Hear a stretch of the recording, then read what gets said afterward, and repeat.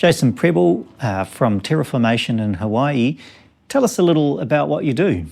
Yeah, so I actually studied conservation biology for my master's at Wellington Vic Uni, and was fortunate enough to get a Fulbright scholarship to pay my way down. So my background is biodiversity conservation back home.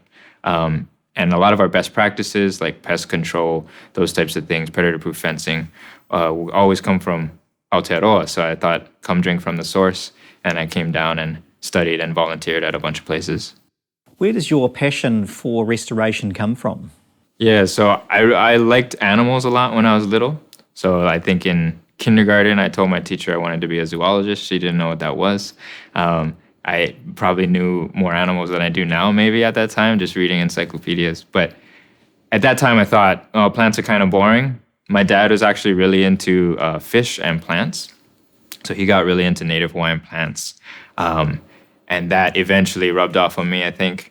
And then once you get into native Hawaiian plants, or really anything native, you quickly get confronted with conservation issues because unfortunately, we have a lot of endangered species, have already lost a bunch of extinct species. So loving those, that biodiversity that makes Hawaii home, I wanted to figure out how to protect it. And going from conservation, then trying to figure out what's the next step, led me into restoration and thinking about how do we help promote restoration of native ecosystems.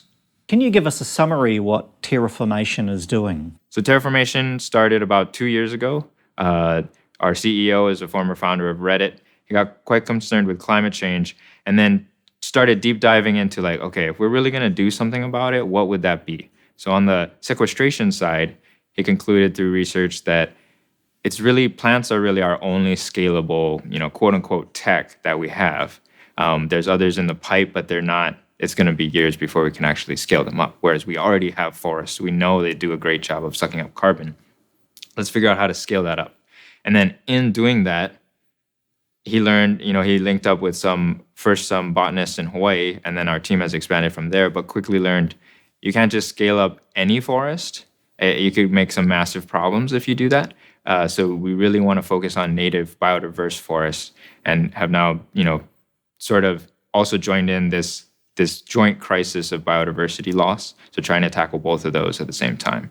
I'm really interested to know what Terraformation has learned so far about restoration, and in particular about the role of partnerships. Yeah, if you think about it, we have both those two crises, climate change, biodiversity loss, are planetary level. So the scale, we're only recently, probably in the last generation or two, really wrapping our heads around that scale. And we've never tackled a problem that big.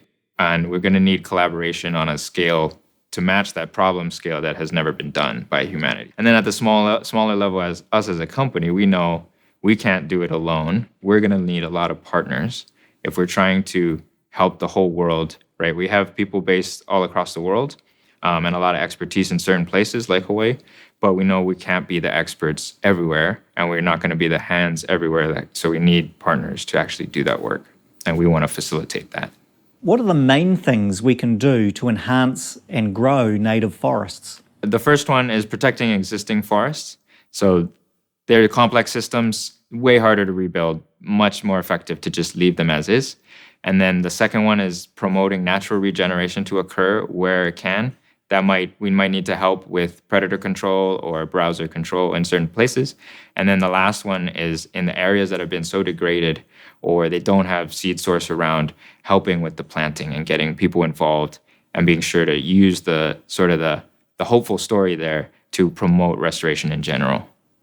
In what way are our countries similar, and what can we learn from each other?